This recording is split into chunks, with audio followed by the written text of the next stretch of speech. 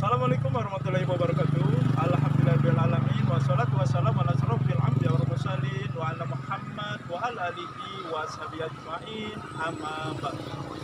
Segala puji bagi Allah yang hingga detik ini rahmat dan nikmatnya kita rasakan, kita gunakan bagi sebesar-besar kemanfaatan hidup kita. Sholawat dan salam marilah senantiasa kita sampaikan kepada Rasulullah, kepada keluarganya, para sahabat, dan tentunya kepada kita para penerus pelanjut perjuangan beliau. Sobat-sobat, bersama lagi dengan saya di channel saya, channel Endang Jaya Putra, channel dakwah dan pendidikan. Sobat-sobat, saya berada kembali di Jembatan Kuning karena memang ini jembatan favorit bagi saya.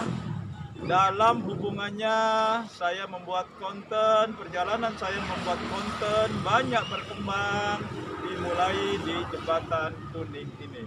Sobat-sobat, beberapa hari yang lalu saya sudah membuat konten yang judulnya 4 hal sebab umat Islam sulit bersatu. Nah, kali ini saya ingin menyampaikan, ingin membicarakan, ya, kalau umat Islam ingin bersatu, mudah untuk bersatu, maka dia harus melakukan beberapa hal berikut ini. Akan tetapi sobat-sobat, sebelum saya melanjutkan, apakah hal-hal yang bisa memudahkan umat Islam untuk bersatu? Seperti biasa, bagi sobat-sobat yang belum melaksanakan subscribe-nya di channel saya, silahkan untuk melaksanakannya. Tekan subscribe warna merah, bunyikan loncengnya, jangan lupa like dan share-nya. Baiklah sobat-sobat, bahwa saya pernah mengatakan ada 4 hal yang menjadi sebab umat Islam sulit untuk bersatu. Yang pertama adalah egoisme pemimpin, ya, karena seorang pemimpin yang sudah memimpin sebuah kelompok, sebuah golongan, sebuah ormas akan merasa dia selalu benar dan dia akan membuat para pengikutnya untuk taat 100% kepada dirinya. Padahal bahwa Allah mengingatkan di surat An-Nisa ayat 59 bahwa ketaatan mutlak ternyata bukan kepada pemimpin, akan tetapi kepada Allah dan Rasulnya. Artinya seorang pemimpin ditaati, dipatuhi selama dia tidak bertentangan dengan Al-Quran dan Sunnah Nabi. Kalau umat Islam ingin bersatu, maka hilangkan egoisme pemimpin ini. Mari kita yang merasa menjadi pemimpin, hilangkan rasa keakuan, rasa keegoan kita, bahwa kita sebagai pemimpin yang manusia biasa bisa saja salah. Maka kita harus kembalikan ukuran kebenaran itu hanya kepada Allah dan Rasulnya. Dan apa yang kedua adalah yang menyebabkan umat Islam sulit untuk bersatu adalah fanatik mazhab, fanatik golongan, fanatik kelompok. Nah, ini juga yang menyebabkan umat Islam terpecah belah karena merasa mazhabnya yang paling benar, golongannya yang paling benar, kelompoknya yang paling benar, yang lainnya salah.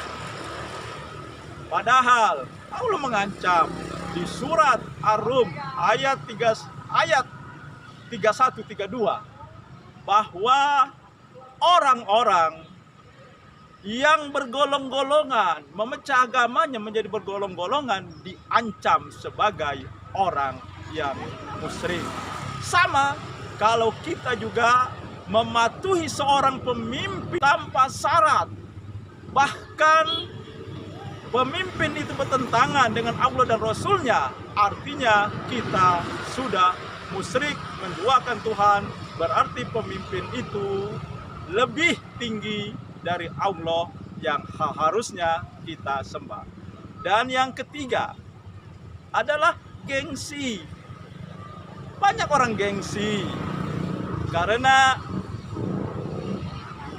dia merasa kalau dia harus merubah pendapatnya, meninggalkan pendapatnya, dia merasa malu, merasa gengsi, sehingga dia berketetapan pada pendapatnya, pada keyakinannya, pada apa yang dia lakukan, meskipun sebenarnya yang dilakukan itu salah menurut Allah dan Rasulnya. Maka kalau kita ingin bersatu, hilangkan rasa gengsi, karena orang yang paling baik yang disukai adalah bukan orang yang selalu benar, akan tetapi orang yang menyadari kesalahannya dan mau merubah dirinya ke arah yang benar. Jadi kalau kita ingin bersatu, umat Islam ingin bersatu, maka gengsi itu harus dibuang jauh-jauh. Dan yang keempat yang menyebabkan umat Islam sudah bersatu adalah penyakit wahan, penyakit cinta dunia dan takut mati. Nah, karena kenikmatan dunia, sebuah ormas, seorang pemimpin, golongan mempertahankan apa yang mereka lakukan, tradisi-tradisi yang mereka lakukan. Karena apa? Karena takut kehilangan yang berupa materi dan kenikmatan hidup. Sehingga walaupun dia sudah menyadari sebenarnya bahwa yang dia lakukan, yang dia biasakan dan diberlakukannya di golongan kelompok mereka, itu adalah hal yang salah menurut Allah dan Rasulnya, tapi dia tetap bertahan. Jadi sobat-sobat semua, kalau kita sebagai umat Islam ingin bersatu, mudah untuk bersatu, maka 4 hal itu harus kita tinggalkan menuju kepada satu titik, yaitu kebenaran Al-Quran dan Sunnah Nabi. Karena Al-Quran pasti benar, Nabi selalu dijaga dari kesalahan oleh Allah Subhanahu wa Ta'ala. Demikian saja sobat-sobat yang saya sampaikan. Semoga ada manfaatnya dan menjadi menjadi bahan pemikiran bagi para pemimpin, para kelompok, golongan, mazhab, dan kebiasaan-kebiasaan lainnya. Demikian, Nasr min Wassalamualaikum warahmatullahi wabarakatuh.